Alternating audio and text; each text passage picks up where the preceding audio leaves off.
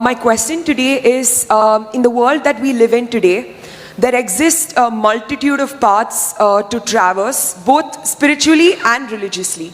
But I'm confused, and as a millennial, I'm really doubting if a ritualistic approach is relevant today. Well, you may be a millennial, but these choices you have only in this country, you better know that. If in many other countries in the world, if you say you have a choice of choosing, generally you will be dead. If you're not dead, you will be harassed in 1,000 different ways. In this country, you can choose, which is wonderful. Because we don't have a religious constitution which cannot be edited or amended. Here we have various books which can be amended, which can be debated, something can be done about it. Coming to ritual, how rituals came into existence is like this. Do you brush your teeth every day in the morning? I'm just asking. You do? Hey, don't do this means no. Yes. So, every day in the morning you brush your teeth. Some kind of a ritual, isn't it? In fact, people say morning rituals. They're not talking puja, they mean shit, shower and shave. I don't do, you don't do. So, anything that you do regularly, not necessarily by choice, but you decide to do it because you have decided, it's good for me, becomes a ritual in your life. This ritual of brushing your teeth came to you because your parents, maybe your mother, insisted. When you were like this, she insisted, you must brush your teeth. You say, no, I want to eat. You say, no brushing, no breakfast. Are you thankful to your mother, she insisted on your ritual? Yes or no? Are you not? That time you were irritated, I want to eat, what's the problem, why should I brush every day? But now you're glad that she brought this ritual into your life. It works, isn't it? At least for everybody else around you it works. So similarly, rituals came for variety of reasons. If you are able to… you said there are multitude of spiritual paths. No, there's only one. If you say spiritual, you have to turn inward. There are no many inwards, there's only one. Hello? There's only one inward. Well, you may go like this, you may go like this, you may go like this, but there's only one inward. So when it comes to a spiritual path, there's only one. You have to turn inward. When it comes to religion, maybe there are choices. When it comes to rituals, yes, there are choices. So when people were not competent, everybody was not competent to simply sit like this and become meditative, then they taught them simple processes. I must tell you this. Many years ago, some institute, these days I don't subject myself to such indignities because I can afford that. Many years ago, some institute who thinks they are scientific, they said, because I was obligated to them for something, and they said, we want to study the gamma waves in your brain. I didn't know I had gamma waves. I know I have a working brain, but I didn't know I have gamma waves in my brain. They said, no, they're gamma waves, we want to study that.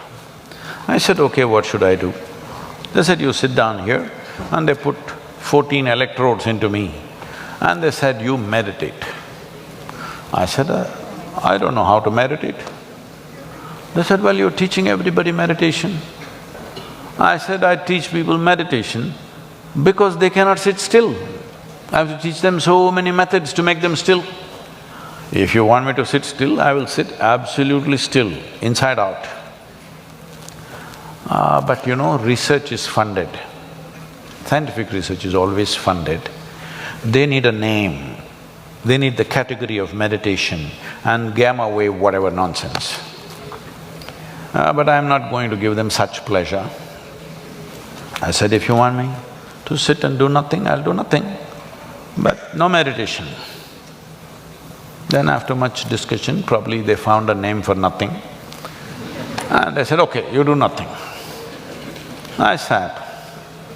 After about 15–20 minutes, you know that funny place in your elbow where if you do the tongue, it'll go?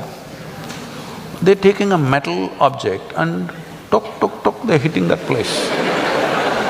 It's just leaving my palm numb. I thought, okay, it's part of their experiment, and I simply sat there. Then they started doing my ankle, became very persistent and painful. Then I thought, why are they beating me up like this? What have I done wrong? When I opened my eyes, all of them are giving me a weird look. I said, why did I do something wrong? They said, according to our machines, you're dead. I said, this is a great diagnosis you're making.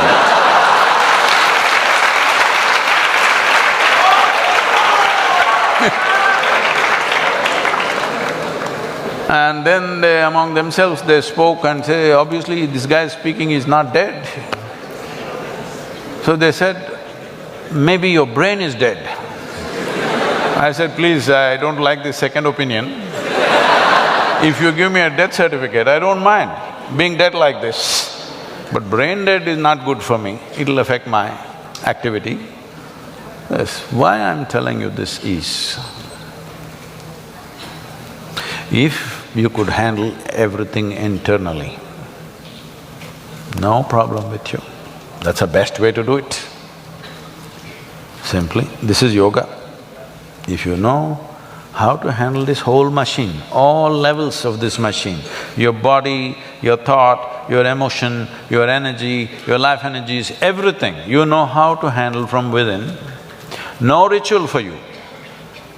Never in my whole life have I ever prayed, you know. But I'm prayerful to anything.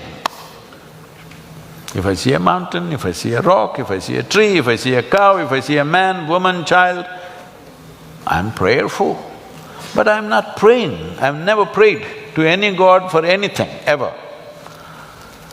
So I'm not ritualistic in any sense, because if I close my eyes, I can deal with everything that I need to deal with my life, both internal and external. I want to fix this, I close my eyes. If I want to fix that, I close my eyes. If you do enough sadhana, you can become like this. It's not out of reach, it is available for every human being. They don't pay enough attention, that's all. But if you don't know this, you want to become peaceful, you don't know how to sit still, then what do? I'll teach you one mantra.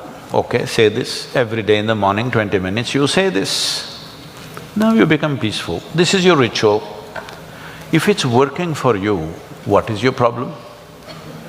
If it's not working, drop the damn thing, do something else. Every day in the morning you took a swim, that became your ritual, you felt wonderful, do the damn thing. Somebody is doing yoga as a ritual, somebody is doing puja, somebody is uttering a mantra, somebody is singing a song. If it is working for them, what the hell is anybody's problem?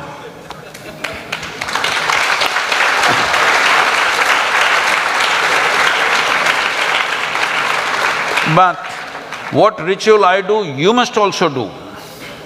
There's no such thing.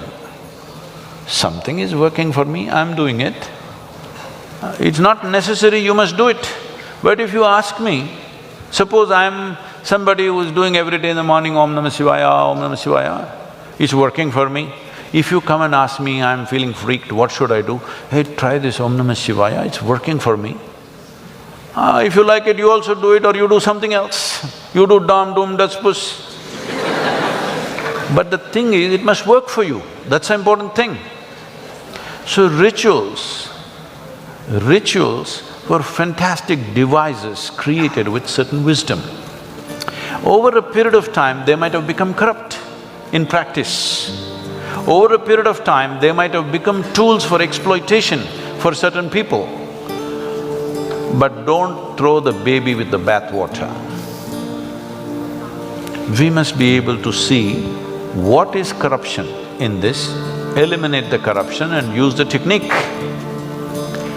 Don't throw away everything that the civilization has learnt in thousands of years of living and think you will reinvent the wheel tomorrow. Everybody will be queuing up at a psychiatrist, just know that.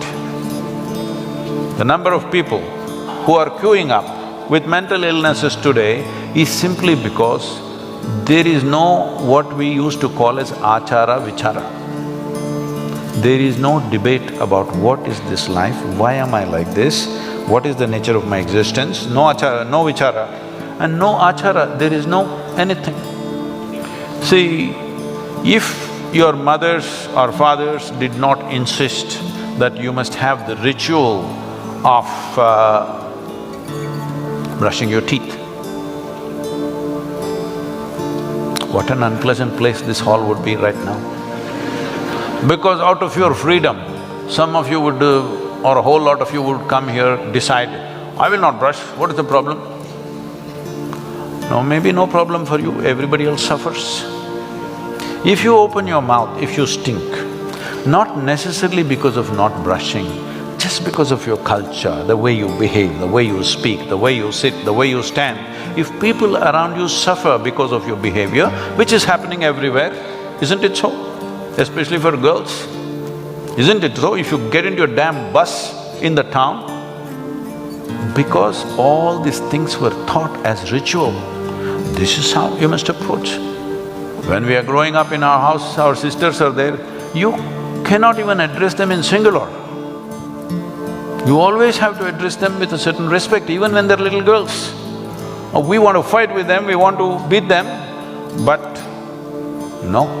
You have to address the girls in a certain way. When you grow up with this kind of ritual, now you learn how to treat every woman on the street. Otherwise, look at the way people are behaving, most uncivilized. Uncivilized means what? The necessary rituals of culture are not there in those people, isn't it?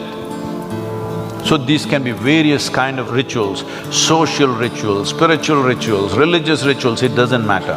Is it working for you or not working for you? That should be the only question.